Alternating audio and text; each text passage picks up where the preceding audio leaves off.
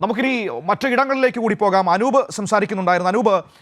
അനൂപ് പറഞ്ഞതുപോലെ കഴിഞ്ഞ തവണ അനൂപ് അവിടെ നിന്ന് റിപ്പോർട്ട് ചെയ്തപ്പോൾ കാണാത്ത തരത്തിലുള്ള ജനങ്ങളുടെ പ്രതികരണം ഇത്തവണ കാണാൻ കഴിയുന്നു എന്ന് പറയുമ്പോൾ ശക്തമായൊരു പോരാട്ടം വയനാട് നടക്കുന്നു എന്ന് തന്നെ വേണം നമുക്ക് മനസ്സിലാക്കാൻ. വയനാട്ടിൽ ഉയർന്നു വന്ന വിഷയങ്ങൾ, അവിടുത്തെ എംപിയുടെ പാർലമെന്റിലെ പ്രകടനമടക്കമുള്ള കാര്യങ്ങളൊക്കെ ചർച്ചയായിട്ടുണ്ട് എന്ന് തന്നെ ഈ തുടക്കത്തിലെയുള്ള ജനങ്ങളുടെ ഒരു വരവിൽ നിന്ന് മനസ്സിലാക്കിയെടുക്കാം.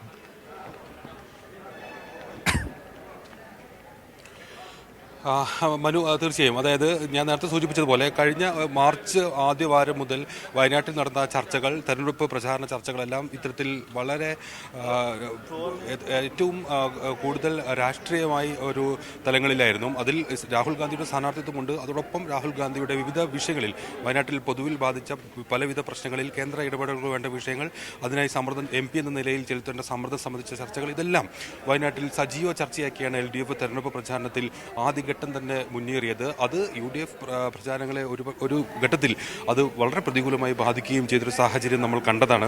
പലപ്പോഴും ഈ രാഹുലിൻ്റെ പാർലമെന്റിലെ ഹാജർ നില, ഈ ഫണ്ട് വിനിയോഗത്തിലെ അടിസ്ഥാന പ്രശ്നങ്ങളിലൂന്നിയുള്ള ഫണ്ട് വിനിയോഗം, അതോടൊപ്പം ഈ ഒരു സ്വകാര്യ ബില്ല് പോലും പാർലമെന്റിൽ അവതരിപ്പിക്കാനാവാത്ത സാഹചര്യം, ഇത്തരത്തിൽ ലോക്സഭയിൽ അതിന് പുറത്ത് രാഹുൽ ഗാന്ധി മണ്ഡലത്തിന് വേണ്ടി എന്ത് ചെയ്തു എന്നൊരു സജീവ രാഷ്ട്രീയ ചർച്ച മണ്ഡലത്തിൽ രൂപപ്പെട്ടിരുന്നു.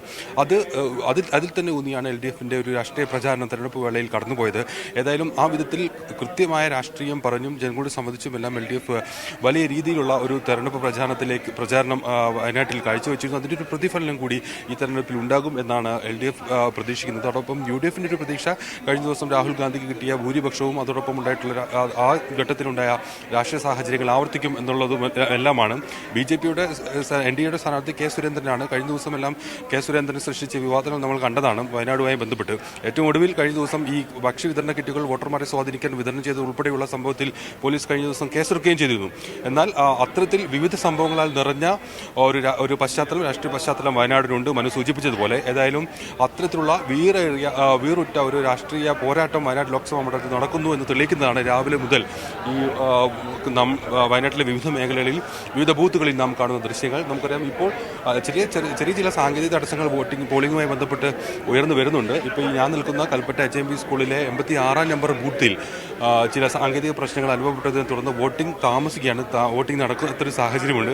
അത് ഇപ്പോൾ വോട്ടർമാർ അവരുടെ ആ ബൂത്തിൽ 86-ാമത്തെ ക്യൂവിൽ വോട്ടർമാർ അല്പസമയമായി കാത്തു നിൽക്കുന്നൊരു സാഹചര്യമാണ് നമ്മൾ ഇപ്പോൾ കാണുന്നത്. എന്നാൽ ഈ സ്കൂളിൽ തന്നെ മറ്റ് ബൂത്തുകളിൽ കാര്യമായ പ്രശ്നങ്ങളില്ലാതെ വോട്ടിംഗ് പുരോഗമിക്കുന്നു. എന്നാൽ ഈ 86-ാം നമ്പർ ബൂത്തിൽ VVPAT മെഷീൻ പ്രവർത്തിക്കുന്നില്ല എന്നാണ് ഈ വോട്ടർമാർ പറയുന്നത്. അത് അതിൻ്റെ സാങ്കേതിക തകരാർ പരിഹരിച്ച് വോട്ടിംഗ് പുനഃസ്ഥാപിക്കാനുള്ളൊരു പ്രശ്നം ഇപ്പോൾ ഇവിടെ നിലനിൽക്കുന്നുണ്ട്. അതിൻ്റെ ചെറിയ അതൃപ്തിയെല്ലാം ഈ വോട്ടർമാർക്കുണ്ട്. വോട്ടർമാർ ദീർഘനേരമായി, അതായത് ഈ 6:30 തന്നെ വോട്ടർമാർ അസ്വസ്ഥരാകുന്നുണ്ട്. കാരണം കുറേ സമയമായി കാത്തു നിൽക്കുകയാണ് ഇത്തരത്തിൽ വോട്ട് ചെയ്യാനായി. ഏതായാലും വയനാട്ടിലെ ഒരു തെരഞ്ഞെടുപ്പിന്റെ ചിത്രം ഇത്തവണ മാറിയിരിക്കുന്നു എന്നതാണ് ഏറ്റവും പ്രധാനപ്പെട്ട കാര്യം.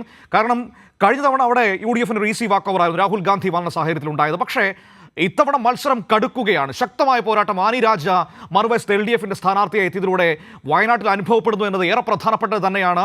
ഒപ്പം തന്നെ വയനാട്ടിലെ MPയുടെ കഴിഞ്ഞ 5 വർഷത്തെ പ്രവർത്തനമടക്കം ആ നാട്ടിലെ ജനങ്ങൾ വിലയിരുത്തിയിട്ടുണ്ട്. കൃത്യമായി അതടക്കം അവിടെ ചർച്ചയാകുന്ന സാഹചര്യം ഉണ്ടായിരുന്നു. അവിടുത്തെ ഏറ്റവും പ്രധാനപ്പെട്ട വിഷയങ്ങളിൽ വയനാട്ടിലെ MPയുടെ ഭാഗത്തുനിന്നുണ്ടായ ഇടപെടലുകൾ എങ്ങനെയായിരുന്നു, വേണ്ട രീതിയിൽ ഉണ്ടായില്ല എന്ന തരത്തിലുള്ള വാക്കുകളടക്കം നമുക്ക് അവിടെ കേൾക്കാൻ കഴിഞ്ഞിരുന്നു. അപ്പോൾ ഒരു വശത്ത് രാഹുൽ ഗാന്ധി എന്ന സ്ഥാനാർത്ഥി, മറുവശത്ത് ഏറ്റവും സാധാരണക്കാരോടൊപ്പം നിൽക്കുന്ന LDF സ്ഥാനാർത്ഥി ആനി രാജ എത്തിയതോടുകൂടി വയനാട്ടിൽ പോരാട്ടം കടുക്കുകയാണ്. അതിൻ്റെ പ്രതിഫലനം നമുക്ക് ആദ്യ മിനിറ്റുകളിൽ തന്നെ ബൂത്തുകളിൽ കാണാൻ കഴിയുന്നുണ്ട്. വലിയ ക്യൂവായി അനുഭവപ്പെടുന്നതാണ് വയനാട്ടിൽ കാണാൻ കഴിയുന്നത്. ശക്തമായ പോരാട്ടം നടക്കുന്ന ഇടമായി വയനാട് മണ്ഡലം മാറിയിരിക്കുന്നു. 2 ദേശീയ നേതാക്കൾ മത്സരിക്കുമ്പോൾ ദേശീയ ശ്രദ്ധയിലേക്ക് നിൽക്കുകയാണ് വയനാട്ടിലെ തെരഞ്ഞെടുപ്പ് പോരാട്ടം. K സുരേന്ദ്രനാണ് അവിടെ BJPയുടെ NDAയുടെ സ്ഥാനാർത്ഥി. അവിടെ ഇന്നലെ നമ്മൾ കണ്ടതാണ് ഈ ഭക്ഷ്യ കിറ്റുകൾ അടക്കം വിതരണം ചെയ്യാനുള്ള നീക്കം BJPയുടെ ഭാഗത്തുനിന്ന് വന്നതും അത് പിടികൂടപ്പെടുന്നതും ആ രീതിയിൽ പ്രതിസ്ഥാനത്ത് നിൽക്കപ്പെടുന്നതും നമ്മൾ കണ്ടതാണ്.